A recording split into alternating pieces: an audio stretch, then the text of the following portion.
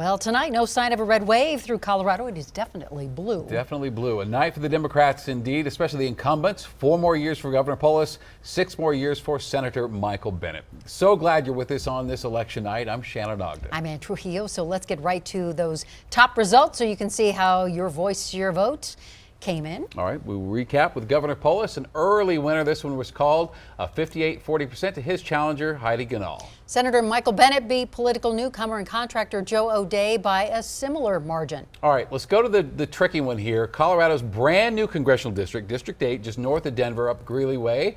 It is as tight as we thought it was going to be. So right now, as we're coming on the air, the Democrat Yadira Caraveo, state rep, pediatrician, up 49 to 47% over State Senator Barbara Kirkmeyer. Another interesting storyline developing tonight in Colorado's Congressional District 3, where incumbent Congresswoman Lauren Boebert facing a tight challenge from Democrat Adam Frisch. Look at these numbers right now. Adam Frisch still with a lead at 52 to Boebert's 48%. And we have reaction, in-depth analysis for you. Denver 7 political reporter Megan Lopez is breaking down the key races and issues you decided tonight. Colette Bordelon, she is at the Republican Watch Party tonight. All right, let's begin with Denver 7's Jennifer Kovaleski live with the Dems at the headquarters. Much different mood there. A lot of races called very early there, Jen. Shannon, and the races were called early, and many of those candidates won by big numbers. There is no question that it has been a big night for Colorado Democrats. We've heard 4 accepted speeches so far tonight. The latest to take the stage, Attorney General Phil Weiser. Governor Jared Polis was first up after that race was called really early. His message to Colorado was one of unity. We sat down and did a one-on-one interview with Polis and U.S. Senator Michael Bennet, who also won big tonight. What didn't you get done that you want to focus on these next 4 years? There's a lot ahead. We've got free full-day preschool and kindergarten for every family, saving families thousands of dollars. We're going to implement preschool starts next year. We've got to tackle housing and public safety. So you're going to see a lot of our focus on making Colorado one of the 10 safest states over the next 5 years. That's our goal. And in making sure that people have real opportunities to buy and to rent that people can afford, so people can thrive in our state and businesses can thrive. How would you describe the night for Colorado Democrats? It's been a great, I think it's a great night for Colorado. That's what I would say. And a great night for the country. You know, the candidates that ran, I'm so proud to have run with the people that I ran with, from Jared Polis to the rest of these candidates. These are serious people. They're not soundbite people. They're less politicians than they are public servants. And that's what I think Colorado wants, and that's now what Colorado's going to have. Bennet is the first Colorado senator to win a third term in a very long time. We're talking since the 1960s. Now, we asked Bennet if he's concerned about the balance of power shifting in Washington. He told us that he's never had a problem working with Republicans, but he did make clear during his acceptance speech about the importance of electing a pro-choice majority in both the Senate and the House. Now, as you mentioned, there are still some key races that we are waiting for results on, including the 7th and the 8th Congressional District, and that is what everyone here is still waiting for, but there is still a lot of excitement, and they seem to think that this is going to go in their favor, but as we know, that 8th Congressional District is still very close tonight. For now, we are live at the Dem Watch Party. I'm Jennifer Kovaleski. All right, Jen, thank you. Denver 7's Colette Bordelon at a much more muted Republican Watch Party tonight.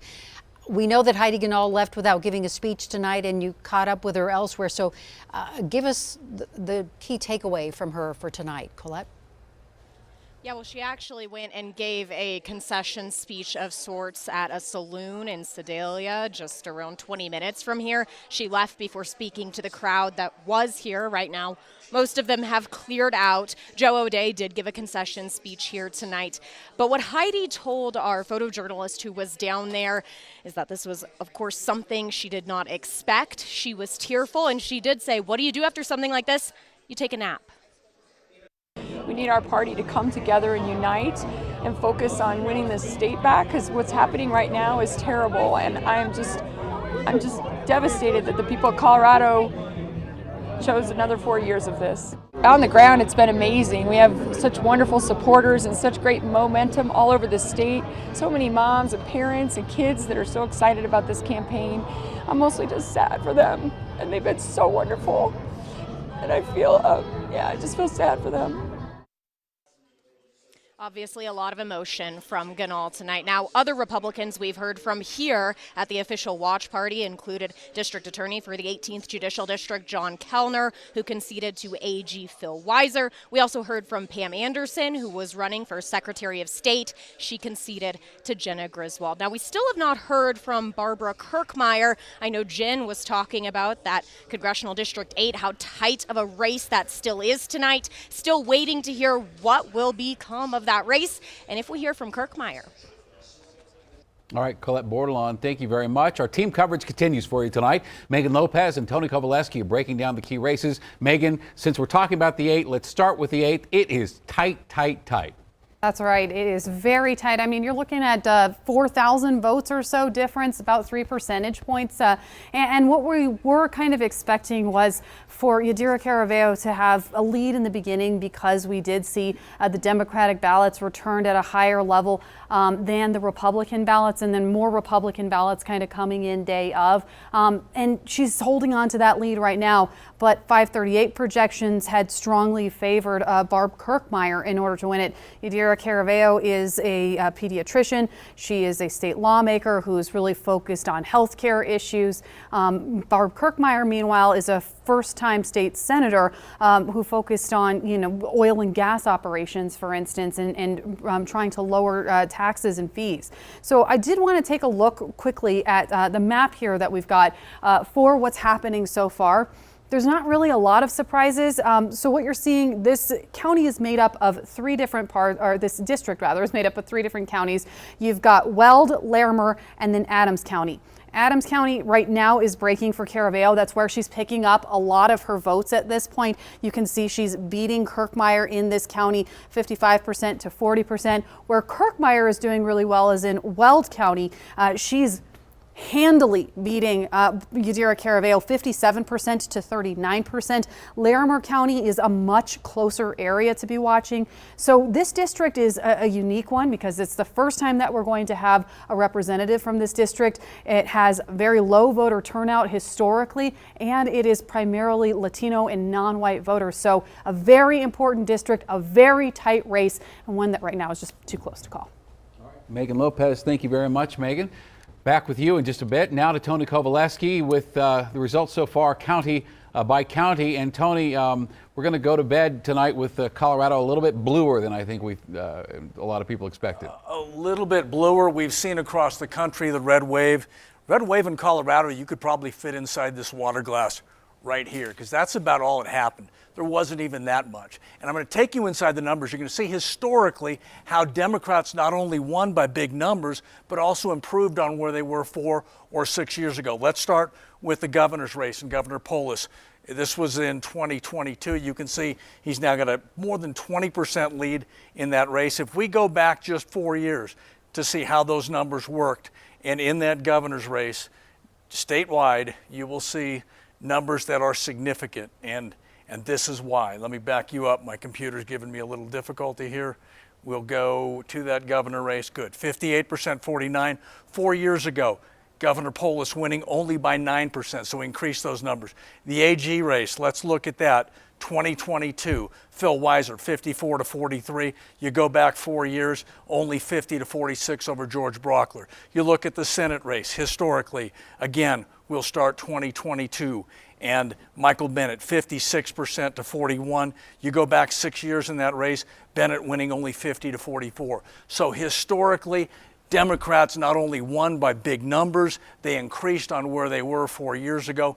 Any discussion of a red wave in Colorado is a non-discussion, a non-issue, a big, big night for Democrats. The only race they're probably looking at for a victory is that 8th congressional district, and that probably will go past midnight and maybe even into tomorrow. So I think it's a time for Colorado's Republican Party to look in the mirror and say, what does the future look like? Because right now, a strong message coming from Democrats in the state. All right, Tony Kovaleski, thanks for your help there, Tony. Our guest tonight, expert analyst, Republican strategist Laura Carno to my left, and to the right, oddly, Democrat Steve Welcher. Oh, and Tony mentioned the 8th congressional district, but it's really the 3rd also that we should be talking about as well, because we know that Adam Frisch has taken the lead over Lauren Boebert, but you're saying that there are still a lot of districts that are notorious for reporting late, correct? Right. Pueblo, the county of Pueblo has notoriously been a very late reporter, where you don't know all of the votes for days. We're also hearing from Magellan Strategies that there's another 100 to 150,000 votes out there yet to be counted. So if those are same day votes, those are probably going to lean strongly Republican. Yet this race is tighter than most people expected. Yep. At this point. I would say that the fact that we're even talking about District 3, as much money as she raised, the profile she has, really speaks to where Coloradans are at. That crazy is out of fashion right now, and that we said that kind of statewide. We're saying it in CD3 as well. She may yet win this thing because Laura's right. There are a lot of votes in Mesa County, which is Grand Junction, and Pueblo County that haven't been counted yet. But boy, the fact that this is even close is really saying something. And I know a very popular question to a lot of the Republican candidates nationwide, including here in Colorado, is will you accept the results of the race, whatever? I don't know that I heard that from Boebert. Do you know the answer to that? I don't know that I heard the question asked. All right. Yeah. Very good. Let's talk about the 8th for a moment, because that is neck and neck, and people were not expecting it to be that close. And What's your that assessment will of be that one? where the question will actually matter, is at CD8, I think. I'll remind folks that back in 2002, when CD7 was brand new, it took until December to decide this race. And so when you look at the State Board of Education race and the Regent race, also in CD8, they're also 50-50. So this could be a long, long process to work itself out. All right, Steve, Laura, thank you both very much. We really So appreciate much. it. All right, before we head to our break, a look at some of the other races. House District 3, as we said, not been called out on the West Slope. Adam Frisch, though, right now with the results we have, leading incumbent Lauren Boebert. And again, the newly created 8th district, Yadira Caraveo beating Barbara Kirkmeyer right now. All right, Congressional District 7, Brittany Pedersen has been declared the winner. This is Pearl Mutter's old seat. She beats Republican Eric Odland by a pretty wide margin tonight. And we'll be right back.